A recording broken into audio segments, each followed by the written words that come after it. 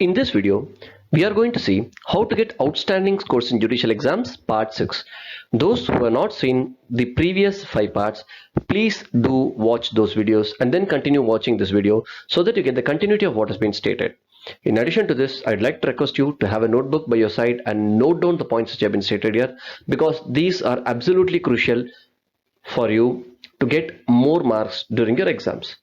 And in addition to this, please do not skip the video in between. If you skip the video, you may miss very crucial aspects which have been stated. So watch the video from the beginning till the end without skipping even a moment. Let us have a small recap of the stages to be crossed for getting outstanding scores in judicial exams.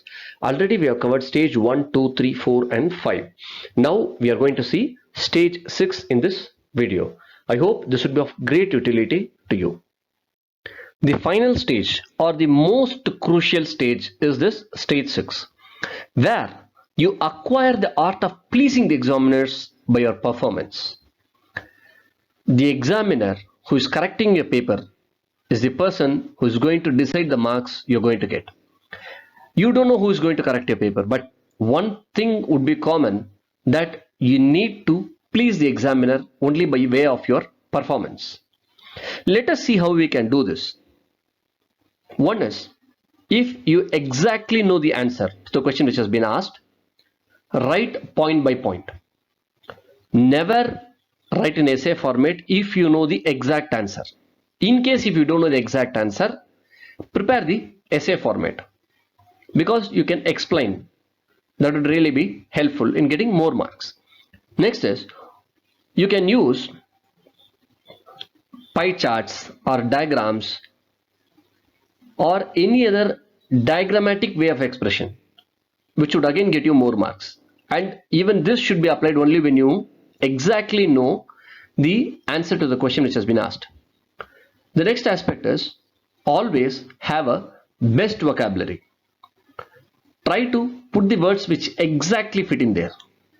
That would fetch you more marks. And another aspect is, always use legal terms if you remember. If you don't remember, better avoid legal terms, or when you're not sure, better avoid legal terms and use normal words to explain what you want to convey. Next is, beautiful or neat handwriting would attract more marks. If you'd see, many of the toppers who had scored more marks had ensured that their handwriting is very good.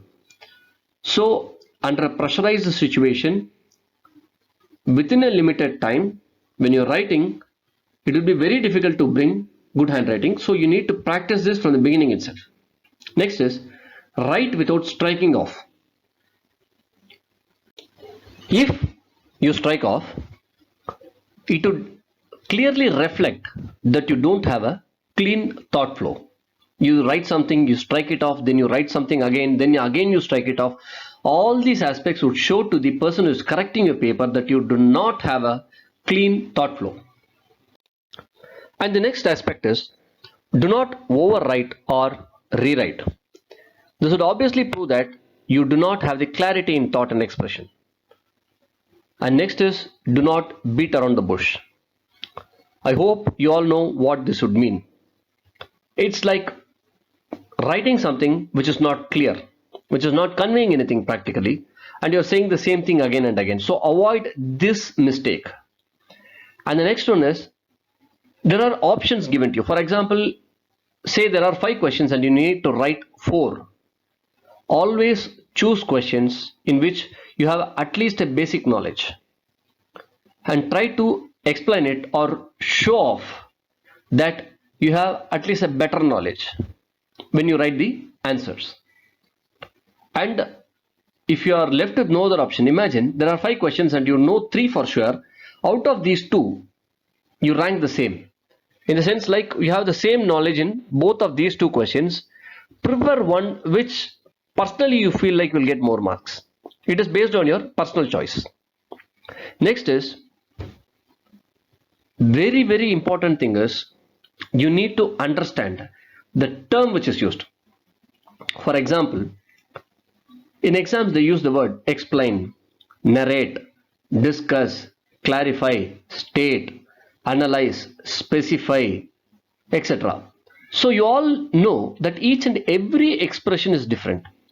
You need to understand the real sense of these words and you need to answer your questions accordingly.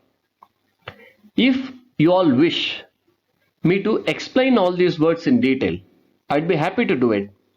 You can leave a comment in this regard. If you want me to explain all these words, I can even give you some examples as to how you should write answers if these words are used.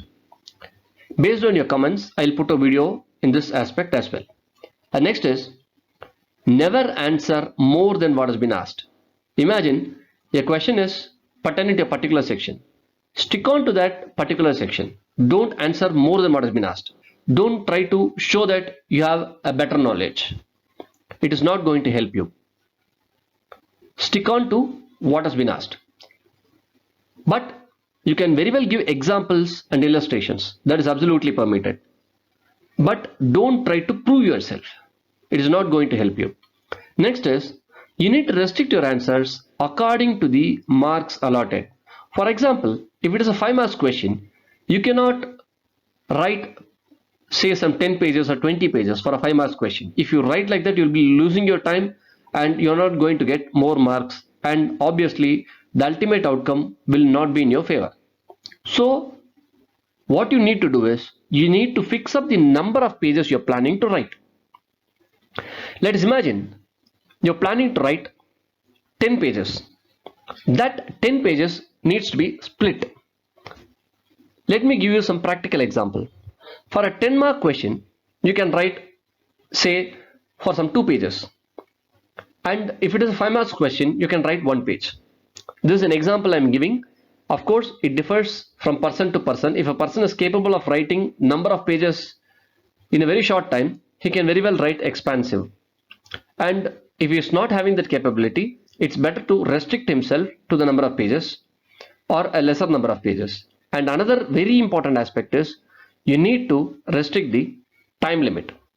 For example, for a 5 mark question, maybe you can allot some 4 minutes or 5 minutes, or sometimes maybe even 6 or 7 minutes, but not more than that. If it is a 10 mark question, maybe you can allot some 10 minutes or 15 minutes, depending on the time which is being given to you. You need to split it in a uniform or a proportionate manner. And the next very important thing is, when you are trying to write an answer, sit or think from the perspective of the person who would be correcting your answer sheets. You question yourself and answer yourself whether you will be happy if such answer would be written. If the answer is no, then better alter the way in which you are planning to write the exams. And if you are not sure about the sections or subsections or case laws, please don't write them. Unless you are absolutely sure, don't write them. And of course, to make a difference, you can write the topics in capital letters and the running sentence in small letters. This would give a clarity in writing. You can give a distinction as to the topic and the running sentence or the paragraph which you are writing.